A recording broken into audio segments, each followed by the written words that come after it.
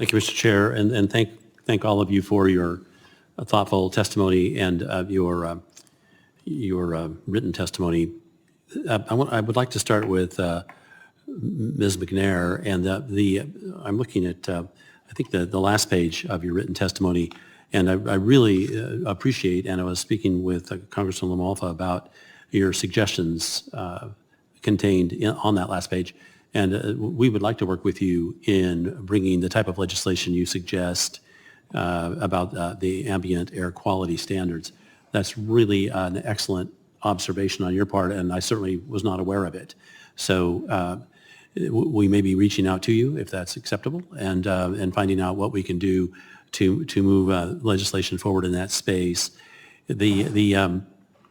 But because you've been with the Forest Service for so long, it gives me an opportunity to ask you something that's been asserted over the years that I've observed the Forest Service, and it appears that over time, the firefighting space has turned into, because of the huge, addition of heavy volumes of fuel, to more of a fire watching and try to stay out of the way space. And I don't blame anybody for that. I've been around those kinds of fires, and they're horribly frightening and horribly dangerous. And so my question to you is this. Do you think that the type of approach that's being used by the Forest Service now and how it approaches these fires is the proper approach? And I'll just say this. I have a lot of ranching clients I used to have in my law practice who in the summers now, they spend their time fighting fire. That's what they do. This was not the case before. And they come in and they tell me about how firefighting works. And the way it works is you get up in the morning and you wander into a tent around 10, 11, and you talk about how everybody's going to stay safe. And then you decide on a plan and you coordinate with a bunch of other folks. And eventually everybody goes out and does something for a while, and then everybody stops working at the end and you start out the next day. Is that a correct reflection of what you've seen in the firefighting space at least once or twice? I'm sure it doesn't happen all the time that way, at least I hope. That's a good question, Congressman. I will say this, that our fires are getting more complex. They're getting larger and more difficult to fight. And let me give you an example of that. In 1987, we had a silver fire in southern Oregon. It was 100,000 acres, and we thought that was a big fire, an anomaly. In 2013, we had the Rim Fire in California. It was 2.5 million acres, or 2,500,000 acres. We thought, oh my, that's really big.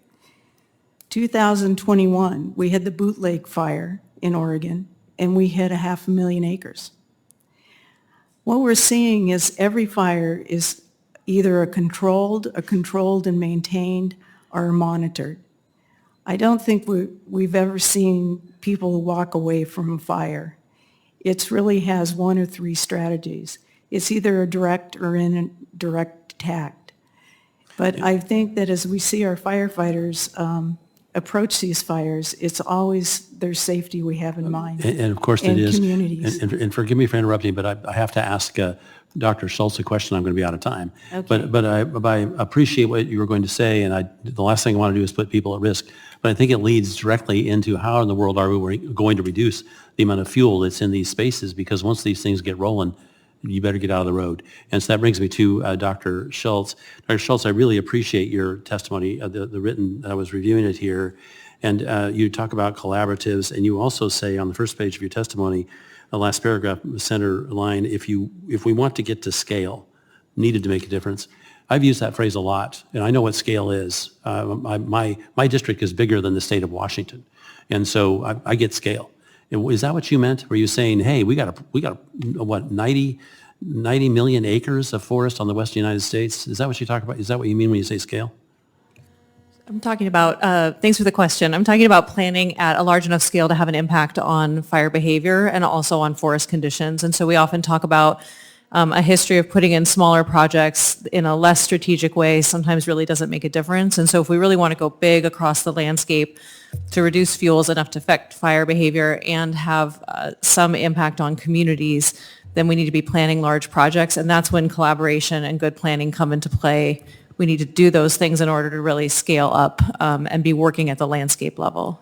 Right. We don't have enough time for me to share my frustrations with collaboration, but I view it also as perhaps the only device that's got any real chance of getting anything done short of all-out litigation.